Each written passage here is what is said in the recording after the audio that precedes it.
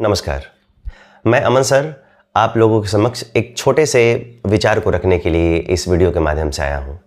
भारत में रिजर्वेशन की समय चर्चा बहुत ज़ोरों पे चल रही है। उसी रिजर्वेशन पे चर्चा करने के लिए जितने भी मेरे व्यूअर्स हैं, जितने भी पढ़ने वाले बच्चे हैं, चाहे जितने भी सोशल मीडिया पे अपने वक्त को गुजारने वाले लोग हैं, मैं उनके साथ ये वीडियो शेयर करना चाहता हूँ। मैं बताना चाहता हूं कि भारत में जो रिजर्वेशन की शुरुआत हुई, भारत में रिजर्वेशन कैसे आगे बढ़ा, कहां से उसकी शुरुआत हुई और कहां तक आ चुकी है। तो रिजर्वेशन की जो यात्रा है भारत में, कहां से शुरू हुई और कहां तक आती है, उसके बारे में आज की इस वीडियो में चर्चा करेंगे। तो आप देख सकते हैं भारत में आरक्षण व्यवस्था की व्यवस्था और शुरुआत कैसे हुई, जरा देखते हैं उसके इतिहास को। आरक्षण भारत में कब शुरू हुआ और कैसे आगे बढ़ा, ये आप पॉइंट को याद रखिएगा। इस पॉइंट को देखेंगे, इसकी समय रेखा भी एक डिसाइड की गई, एक टाइम लाइन भी डिसाइड की गई कि कब से शुरू होगा और कब तक चला जाएगा। इसकी पहली जो शुरुआत होती है 1902 में होती है। भारत में रिजर्वेशन की शुरुआत 1902 में होती है, जब भारत गुलाम हुआ करता था। भारत पर ब्रिटेन शासन करता था, ब्रिटिश हुकूमत हुआ करती थी। उस समय कोल्हापुर जो महाराष्ट्र में है, छत्रपति साहूजी महाराज, शिवाजी महाराज नहीं, छत्रपति साहूजी महाराज ने अपने राज्य में, कोल्हापुर राज्य में पिछड़े वर्गों के लिए सरकारी नौकरियों में, यानी अपने राज्य में नौकरियों के लिए 50% आरक्षण की व्यवस्था करने वाले पहले व्यक्ति कौन थे? तो कोल्हापुर के जो महाराज थे, छत्रपति साहूजी महाराज थे। ठीक है, इसे भारत में सामाजिक आर्थिक आरक्षण की शुरुआत का जनक माना जाता है। भारत में जब कोल्हापुर के महाराज छत्रपति साहूजी महाराज ने सरकारी नौकरियों में, यानी अपने राज्य में जितने भी सरकारी डिपार्टमेंट थे उसमें नौकरी के लिए 50% रिजर्वेशन की व्यवस्था कर दिया, तो इस व्यवस्था को भारत में सामाजिक आरक्षण की शुरुआत का, इसको प्रारंभिक सत्र माना जाता है, इसकी शुरुआत मानी जाती है।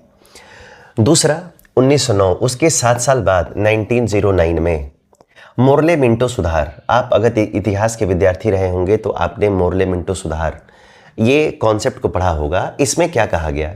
ब्रिटिश सरकार ने मुस्लिम कम्युनिटी के, यानी कि माइनॉरिटी के व्यक्तियों के लिए, यानी कि मुस्लिम समुदाय के लोगों के लिए अलग से निर्वाचन क्षेत्र, यानी भारत में जो विधायक और सांसदों का चुनाव होता है उसमें जो रिजर्वेशन के थ्रू होता है कि यह ओबीसी सीट है, यह जनरल सीट है, यह एससी सीट है, यह एससी है, उसके लिए मुसलमानों के लिए एक अलग से सेपरेट इलेक्टोरेट की व्यवस्था की गई।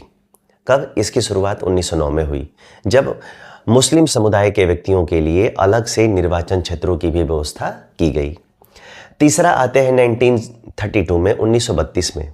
1932 में एक पैक्ट आता है जिसको हम पूना पैक्ट के नाम से जानते हैं। कौन से पैक्ट के नाम से जानते हैं? जिसको हम पूना पैक्ट के नाम से जानते हैं। आते हैं जरा इसको समझने का प्रयास करते हैं कि पूना पैक्ट क्या था। ये पूना पैक्ट दो महान विभूतियों के बीच हुआ। पहले व्यक्ति थे डॉक्टर बी.आर. अम्बेडकर, जिन्होंने संविधान को लिखा, और दूसरे थे हमारे राष्ट्रपिता महात्मा गांधी। इन दोनों के बीच भीमराव अंबेडकर और महात्मा गांधी के बीच एक समझौता हुआ, जिसके बाद अनुसूचित जातियों के लिए विधानसभाओं में आरक्षित सीटों की व्यवस्था की गई।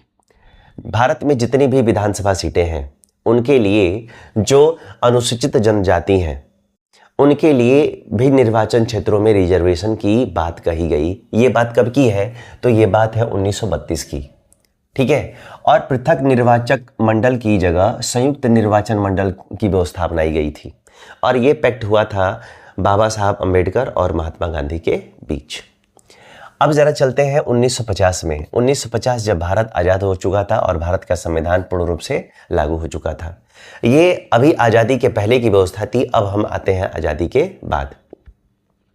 अनुसूचित जो जाति है, यानी कि जो एससी है, उसके लिए अनुसूचित जनजाति, और यहाँ पे क्या है? एसटी। इन दोनों के लिए शिक्षा क्षेत्र में, सरकारी सेवाओं में और विधानसभाओं में और लोकसभा में आरक्षित सीटों का संवैधानिक अधिकार बनाया गया।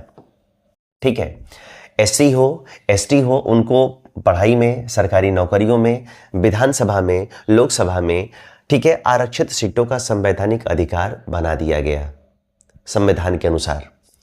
संविधान ने सामाजिक और शैक्षणिक रूप से पिछड़े वर्गों के लिए विशेष प्रावधान की गुंजाइश रखी।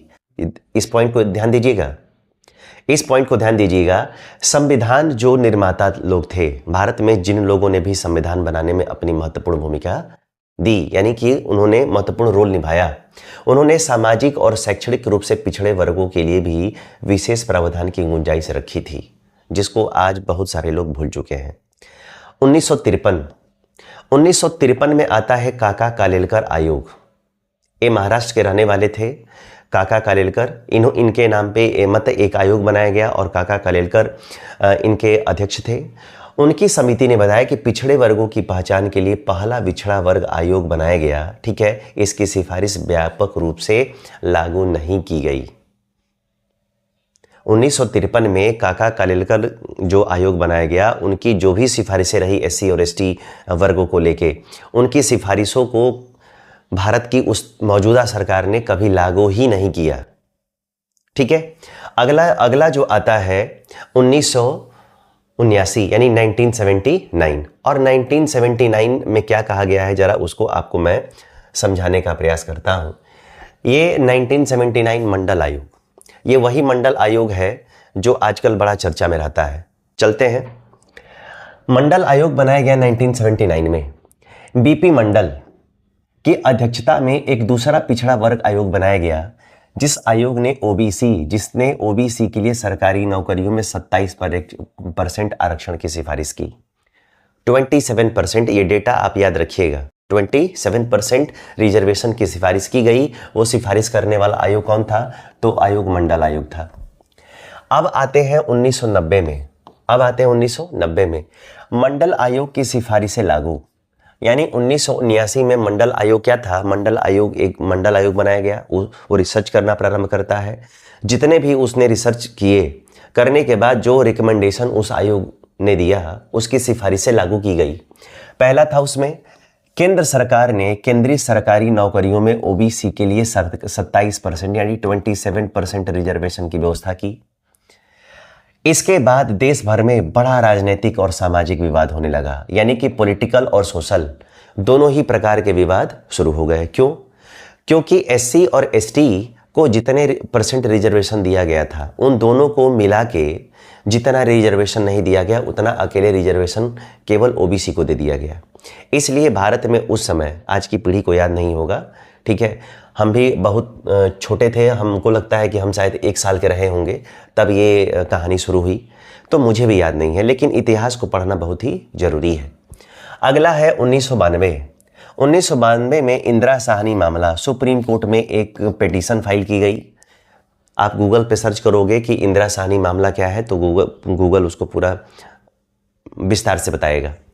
इसमें सुप्रीम कोर्ट ने ओबीसी आरक्षण को संवैधानिक रूप से स्वीकार कर लिया, यानी सुप्रीम कोर्ट एक्सेप्ट कर लेता है कि ये जो 27% का रिजर्वेशन है वो देने लायक है, वो सही है। सुप्रीम कोर्ट ने भी इसको सही ठहराया। सामान्य कुल आरक्षण को 50% सीमा के आसपास रखने का सिद्धांत अपनाया गया, यानी भारत में जितनी भी वैकेंसीज होती हैं उसमें 100% में 50% की एक सीमा तय की गई कि 50% रिजर्वेशन होगा और 50% सीटें रिजर्वेशन से मुक्त रखी जाएंगी। ओबीसी में क्रीमी लेयर, ठीक है, की अवधारणा बनी। क्रीमी लेयर जो अति पिछड़े होते हैं, जिनको रिजर्वेशन का कभी लाभ नहीं मिला, उनको भी लाभ देने की बात यहाँ पे सुप्रीम कोर्ट ने क्या कर लिया? स्वीकारा। अब बात करते हैं 2019 की, और 2019 जिसमें क्या आया? ईडब्ल्यूएस आया। 103वां संविधान संशोधन ईडब्ल्यूएस आरक्षण की व्यवस्था की गई। इसमें आर्थिक रूप से कमजोर वर्ग, ठीक है, जो सवर्ण जातियों में, जो जनरल कैटेगरी में लोग हैं, जो इकोनॉमिकली वीक है, उनको 10% रिजर्वेशन देने की व्यवस्था, ठीक है, 2019 में की गई। और यह एससी, एसटी और ओबीसी के अतिरिक्त एक अलग श्रेणी है, यानी एससी था, ओबीसी था, इसके अलावा एक अलग कैटेगरी बनाई गई जिसका नाम क्या रखा गया? ईडब्ल्यूएस रखा गया। तो ये यात्रा यहाँ तक पहुँची। अब ज़रा बात करते हैं, इसके आगे बढ़ते हैं और बात करते हैं कि अगला इसका स्टेप क्या है। अगला स्टेप इसका ज़रा हम समझने की कोशिश करते हैं, ठीक है। अब ज़रा आज की जो व्यवस्था है उसमें हम आगे बढ़ते हैं। आज जो रिजर्वेशन की व्यवस्था है वो कहाँ तक पहुँच चुकी है, उसमें हम देखते हैं ज़रा। इसमें सभी जातियों का रिजर्वेशन जितना होना चाहिए वो सब मेंशन किया हुआ है। केंद्रीय स्तर पर सामान्य आरक्षण है, यानी ये राज्य सरकारों का विषय अलग अलग हो सकता है, लेकिन जो सेंटर में होता है, जो भारत सरकार की सेंट्रल गवर्नमेंट ऑफ इंडिया में जो नौकरी निकलती है, उसमें जो रिजर्वेशन की व्यवस्था है, हम उसके बारे में चर्चा कर रहे हैं। जो एससी वर्ग है उसके लिए 15% है, जो एसटी वर्ग है, अनुसूचित जनजाति है, उसके लिए 75% है, 7.5% है। जो यहाँ पे ओबीसी है और क्रीमी लेयर है उसके लिए 27% है, और ईडब्ल्यूएस है उसके लिए 10% है। यानी जो 49.5% रिजर्वेशन पहले हुआ करता था, अब रिजर्वेशन की जो कुल संख्या है वो कितनी हो चुकी है? लगभग 60% हो चुकी है। भारत में रिजर्वेशन की जो व्यवस्था है उसका उद्देश्य लगभग उसका स्तर अब लगभग 60% पहुंच चुका है। अब जरा बात करते हैं कुछ और, आरक्षण देने का उद्देश्य क्या था? What was the purpose of giving reservation to all those categories who were economically or socially weak? अब जरा बात करते हैं आरक्षण का उद्देश्य, एम क्या था? तो सामाजिक न्याय दिलाना। सामाजिक न्याय दिलाना। अगर कोई वर्ग है जो हर तरीके से बाकी समाज के लोगों से वो पिछड़ा हुआ है, तो आरक्षण दिया गया कि ताकि वो उस आरक्षण का लाभ लेकर और अपनी स्थिति को मजबूत करके समाज के बीच अपने आप को स्थापित कर सके। ठीक है। दूसरा, समान अवसर, इक्वल अपॉर्चुनिटीज। हर व्यक्ति को इक्वल अपॉर्चुनिटीज मिलनी चाहिए। संविधान में यह भी कहा गया, एक बार अगर किसी परिवार को रिजर्वेशन मिल गया तो दोबारा उसको रिजर्वेशन नहीं मिलना चाहिए। लेकिन आज हर जो रिजर्व कैटेगरीज के लोग हैं उसमें अगर एक फैमिली को रिजर्वेशन मिल गया है तो अब वो खानदानी ले रहा है, और अभी तक जिसको नहीं मिला है उसको आज तक रिजर्वेशन का लाभ मिला ही नहीं है। ठीक है। तो उस वर्ग के लोगों को भी अपने वर्ग के लोगों के बारे में समझने और सोचने की ज़रूरत है। तीसरा, हिस्टोरिकल जो डिस्क्रिमिनेशन होता था, भेदभाव होता था अमीरी गरीबी के नाम पे, अगर कोई व्यक्ति जो गरीब तबका है अगर रिजर्वेशन का लाभ लेके अगर वो अपनी स्थिति को इकोनॉमिकली अगर वो स्ट्रांग बना सकता है तो समाज में वो जीने लायक हो सकता है, जिससे समाज में क्या आए, भेदभाव की जो भावना है वो ना हो पाए। पिछड़े वर्गों का उत्थान एवं सशक्तिकरण। जो वर्ग इकोनॉमिकली पिछड़े हुए हैं उनको रिजर्वेशन के थ्रू स्ट्रांग करके समाज में उसका सर उठाने लायक बना दिया जाए, ताकि वो सर उठा के कहीं पे क्या कर सके, बात कर सके, चल सके। प्रमुख आयोग एवं घटनाएं। पहला, ये जितने पढ़ने वाले विद्यार्थी हैं उनको याद रखेंगे, काका कालेलकर आयोग 1953 में आया, मंडल आयोग 1979 में आया, मंडल सिफारिश लागू की गई 1990 में। ठीक है। इंदिरा साहनी मामला 1992 में, और ईडब्ल्यूएस का जो कानून आया वो 2019 में आया। तो भारत के रिजर्वेशन का ये इतिहास है कि कहाँ से शुरू हुआ, 1902 से शुरू हुआ, कहाँ गया, 2019 तक आ गया। यानी कि भारत में रिजर्वेशन का इतिहास ऑलमोस्ट 117 साल का हो चुका है। ये रिजर्वेशन इतिहास के पन्नों में दर्ज है, जिसको कोई भी पढ़ सकता है। अगर जानकारी अच्छी लगी तो चैनल को सब्सक्राइब और शेयर जरूर करिएगा। धन्यवाद।